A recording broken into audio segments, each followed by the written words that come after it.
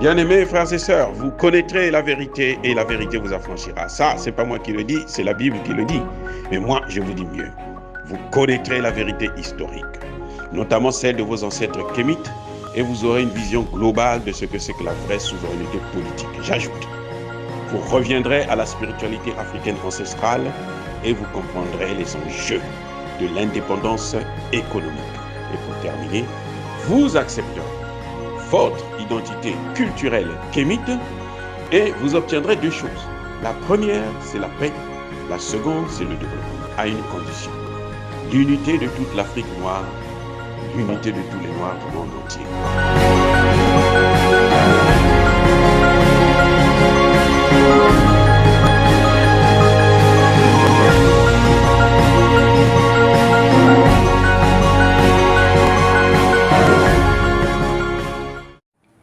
Otep à tous, bienvenue sur la chaîne des panafricanistes, par essence, par conviction et par excellence.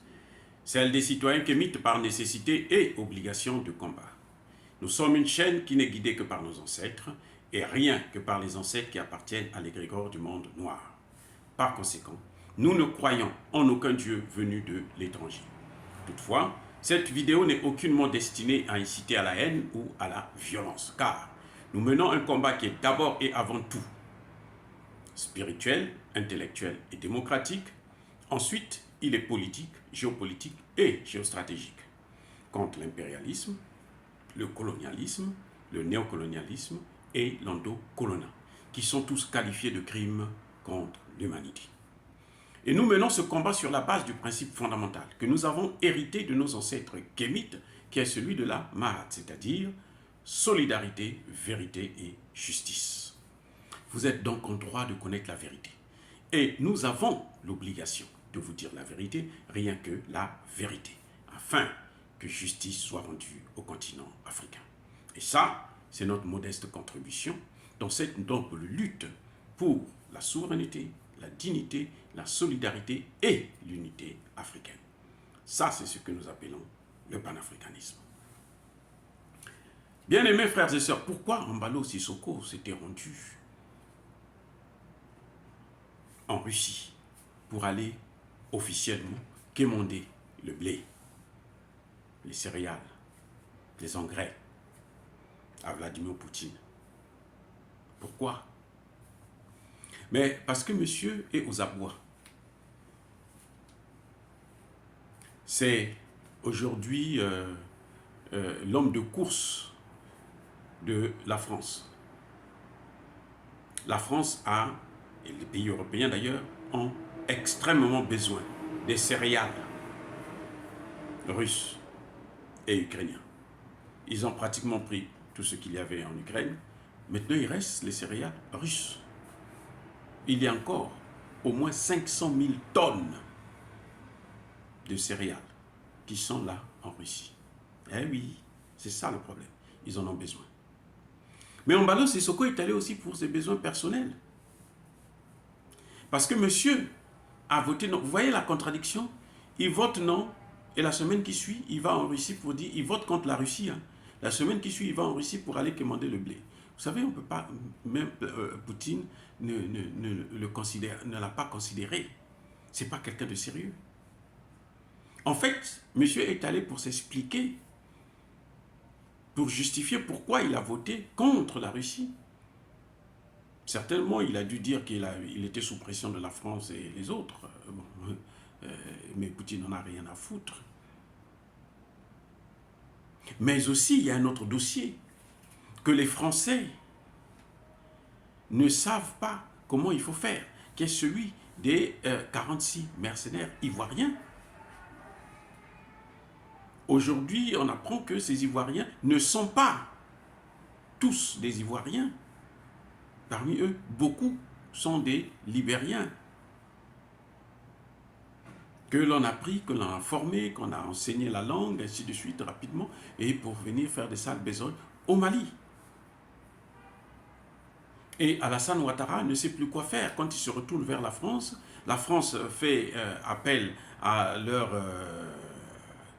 caniche de l'ONU, c'est-à-dire le secrétaire général de l'ONU, qui lui aussi échoue. Et là, maintenant, la France demande à Embalo d'aller voir Vladimir Poutine. Embalo l'a dit, il dit, nous sommes venus officiellement, je suis là pour le blé, les céréales, et pour la paix d'ailleurs, la paix, bon. Il peut pas, il n'a aucune leçon de paix à donner à Poutine, alors que au Mali, ils n'ont pas instauré la paix,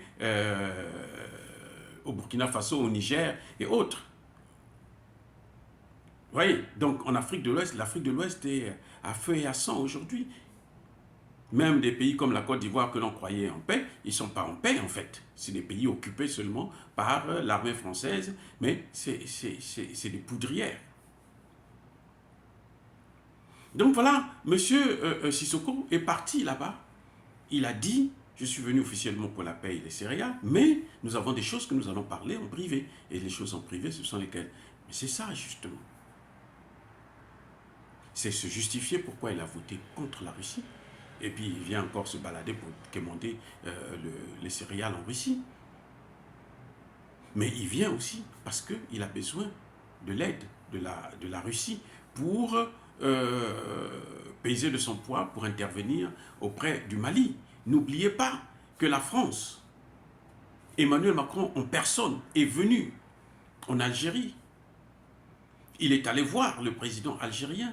Il a demandé au président algérien d'intervenir auprès du Mali.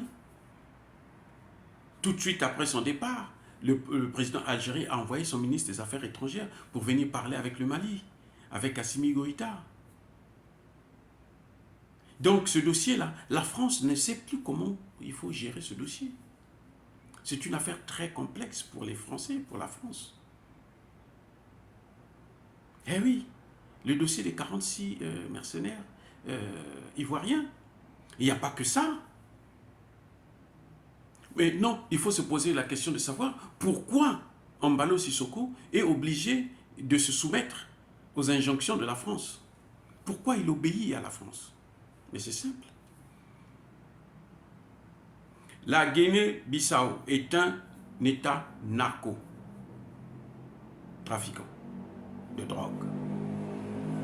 Donc, M. Embalo, qui d'ailleurs a été élu président avec comme d'habitude des tripatouillages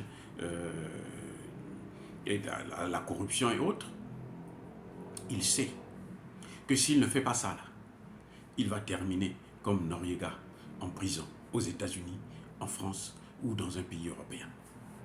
Embalo le sait. Voilà ce qui tient Embalo entre les deux machins. C'est ça qui le tient. Il est dans une situation calamiteuse. Parce que s'il ne fait pas ça, on risque de le prendre de ses jours et puis on l'amène. On va le prendre. Vous avez vu le coup d'État? C'était pour l'intimider. Ah oui, le coup d'État là, c'était pour l'intimider. C'était pour lui dire, écoutez, nous avons une mission. Toi, tu dois travailler pour nous.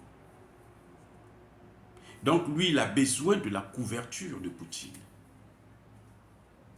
Eh oui, il a besoin de la couverture de Poutine. La seule personne qui peut le sauver, c'est Vladimir Poutine.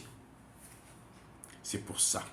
Voilà les 3 raisons qui ont motivé Embalo Sissoko à se rendre en Russie. Ce qu'il a évoqué comme étant mission de la paix, il n'est pas ambassadeur de la paix et la CEDEAO ne lui a confié aucun mandat pour venir négocier avec Poutine, surtout pas l'Afrique. Et il ne peut pas venir parler de paix à Poutine alors que la CEDEAO est occupée. Aucun pays de la CEDEAO n'est souverain, y compris le Nigeria. Le grand Nigeria, ce n'est pas un État souverain. C'est une serpillière, c'est un paillasson. Le Ghana, ce n'est même pas la peine, la pourriture. Donc, il ne peut pas venir parler de paix alors que chez lui-même, il n'a pas la paix. Il n'est pas en paix, il n'a pas de souveraineté. Il n'est pas en paix. Donc voilà, bien-aimés frères et sœurs, dire cela, c'est inciter à la haine ou à la violence, non. Yaba colère ve, Yamalembe. Je persiste et je signe. Soyez bénis par le Dieu des Kémites. Et que tous ceux qui persécutent le continent africain, les Africains et notamment les panafricanistes, tous ceux qui pillent et déstabilisent l'Afrique, puissent être foudroyés écrasés, punis et maudits par le Dieu des Kémites et par nos ancêtres angélisés. J'ai dit et j'assume.